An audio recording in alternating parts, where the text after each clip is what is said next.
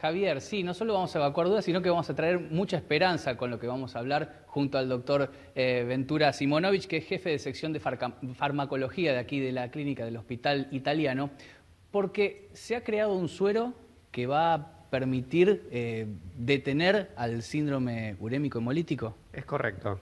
Hemos terminado el primer ensayo en voluntarios sanos, donde hemos determinado que un medicamento que ha sido desarrollado por científicos de CONICET, liderados por el doctor Fernando Goldbaum, va a poder pasar a una fase posterior, una fase donde niños que tengan diarrea con sangre y la toxina en sangre, la gigatoxina en sangre, van a poder participar de este estudio y esto podría neutralizar la toxina y eso evitaría el síndrome urémico hemolítico. ¿Cómo se adquiere este síndrome? O sea, ¿cómo uno se enferma? El síndrome urémico hemolítico, digamos, se adquiere a través de una bacteria que se llama Escherichia coli, no es cualquiera de las Escherichia coli, sino que es una cepa específica que libera una toxina y esa toxina se acumula a lo largo de unos días y una vez que se acumuló y llega a una concentración lo suficientemente alta como para que se desarrolle el síndrome, algunos chicos lo tienen y otros no. ¿Con la comida? Lamentablemente esto es una enfermedad que se adquiere no solamente con la carne, por eso le llaman la enfermedad de la hamburguesa, sino también hay verduras mal lavadas o con algunas cosas, como hubo una epidemia en Hamburgo hace unos años donde lo que se estaba contaminado era algo que se llama fenogreco y llevó a muchas personas que tuvieran esta enfermedad y, por ejemplo, en el caso del brote de Hamburgo murieron más de 50 personas. Es decir, la limpieza, digamos, y la cocción adecuada son fundamentales, lo mismo como el lavado de manos. Sí. Pero con esta medicación que se ha creado ahora, se detendría, por más que uno lo adquiera, se detendría totalmente, digamos, el síndrome. Lo que nosotros sabemos, digamos, porque nosotros lo que hicimos fue en voluntarios sanos, es decir, aquellas personas que no tienen ninguna enfermedad, es que las concentraciones y la seguridad del medicamento es la adecuada para poder seguir avanzando. En la etapa siguiente vamos a ver si efectivamente esto puede o no detener. ¿Cómo funciona, digamos? Porque esto es una pregunta que a veces uno se tendría que hacer, digamos, y esto cómo lo neutraliza, digamos, ¿cómo es? Pensémoslo como si fuera un suero antiofídico. Uno lo pica a una víbora y tiene toda la toxina, todo el veneno dando vueltas por el cuerpo. Uno le aplica este suero antiofídico que tiene todos los anticuerpos para neutralizar el veneno. Esto es muy similar.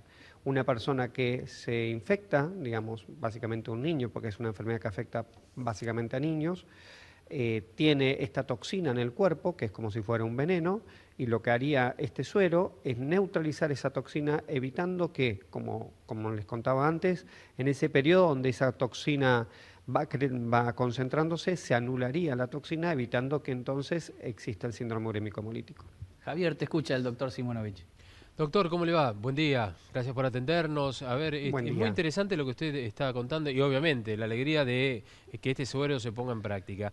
Ya se está poniendo en práctica, se va a poner, cómo se puede, cómo puede facilitarle a la gente, a los pacientes, este tipo de suero, en hospitales públicos ya está. Cuéntenos un poquito. Bien, nosotros en este momento acabamos de dar el primer paso, es decir, normalmente cuando uno ve en los diarios que en un animal se pudo demostrar que un medicamento cambiaba algo, bueno, eso es la fase que nosotros llamamos preclínica. Nosotros pasamos de esa fase donde se demostró claramente que el suero era eficaz para detener la toxina a una fase clínica, es decir, a una fase en personas, en seres humanos. Esto es absolutamente insólito dentro de nuestro país porque no hay muchos estudios de esto, prácticamente este es el primero de estas características en nuestro país. La siguiente fase, digamos, sigue siendo experimental, pero ya en los chicos que pueden tener, como les decía antes, diarrea con sangre y la toxina dentro de su sangre. Claro. Es decir, aún estamos dentro de un contexto experimental, no es que uno va a la farmacia y lo puede comprar. Ah, perfecto. Normalmente los desarrollos de cualquier medicamento tardan muchos años.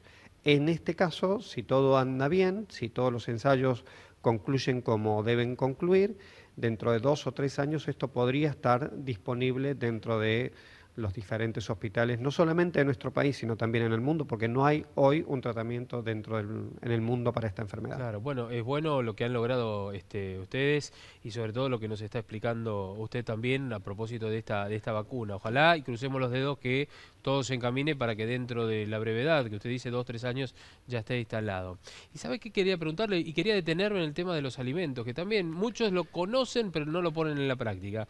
La Argentina es un país muy carnicero, más allá del costo de la carne hoy por hoy, el típico asado, cuando se puede hacer también. Yo digo, es perjudicial también porque hay un mito que no sé si lo es, uno lo aplica, pero hay otros que no. Cuando uno corta carne con un cuchillo, lo pone a asar, lo lógico sería volver a lavar ese cuchillo si lo va a utilizar nuevamente, ¿no es cierto? Digo, para evitar este tipo de contagio, ¿o no?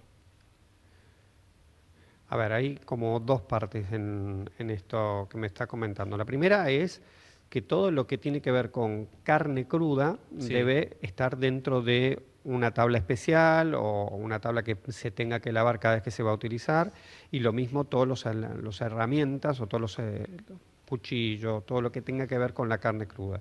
Una vez que la carne se coció, digamos, iría a otro lugar. Lo que no debemos hacer es contaminar, digamos, no debemos hacer, eso se llama contaminación cruzada.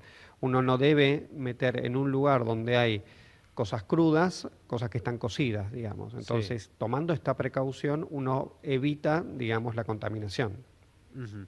Pero digo, en cuanto a las carnes y demás, es decir, ¿cuál es a ver, lo que uno Las descuida carnes. más de todos los días en esto de la cocción, ya sea de verdura, no sé, de productos cárnicos y demás? La recomendación usted para tener en cuenta y focalizarse día tras día, de lo más común. A ver, primero, hay una cosa es la cocción de una hamburguesa, Sí. porque la hamburguesa, imagínense que son pequeños pedacitos que están unidos. Cada uno de esos pequeños pedacitos, toda su superficie, esos pequeños pedacitos puede estar contaminado. Entonces la hamburguesa, cuando vos la cocinás, puede que mate todas las bacterias que están en la superficie de la hamburguesa, pero en el interior puede esa bacteria persistir si está cruda o si está Ajá. poco Sí, se cocida. entiende. Porque lo que importa, digamos, es que llegue a una temperatura de cocción suficiente como para matar a la bacteria.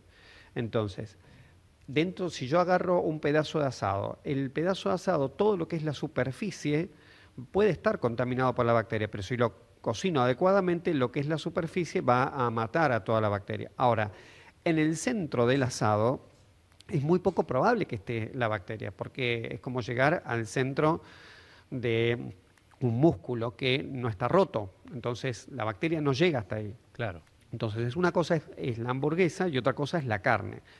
Respecto de las verduras uno tiene toda la superficie, por ejemplo, una lechuga, si la lechuga no está lavada y está contaminada porque hubo aguas servidas con la cual la fertilizaron, por ejemplo, y no la lavaron adecuadamente y tiene la bacteria, lo que va a terminar ocurriendo es que si uno no la lava, toda la superficie, por ejemplo, de esa lechuga puede tener la bacteria. Entonces, tiene que ver con cuál es el grado de superficie que está en contacto o podría estar en contacto con la bacteria. Perfecto. Entonces, me parece que esto también es importante, porque una cosa es un pedazo, supongamos un bife de chorizo entero, toda la superficie del bife de chorizo puede estar con la bacteria. Lo cocino y ya se terminó, digamos, porque el centro puede quedar jugoso, pero la superficie, digamos, que podría tener la bacteria, quedó eliminada. Ahora, si yo hago una hamburguesa con el bife de chorizo, ahí podría tener el problema. Se entiende perfecto. Bien. Doctor, muchísimas gracias por este contacto y por supuesto también por explicarnos lo que significa esta vacuna y obviamente algunos consejos que nunca están de más. Muchas gracias. Ale. A ustedes. Muy bien, bueno Javier, así que nos quedamos con esta noticia y esperemos que en los próximos 2 o 3 años, y ojalá antes, se pueda empezar a aplicar en los pacientes este suero contra el síndrome urémico hemolítico. Así es.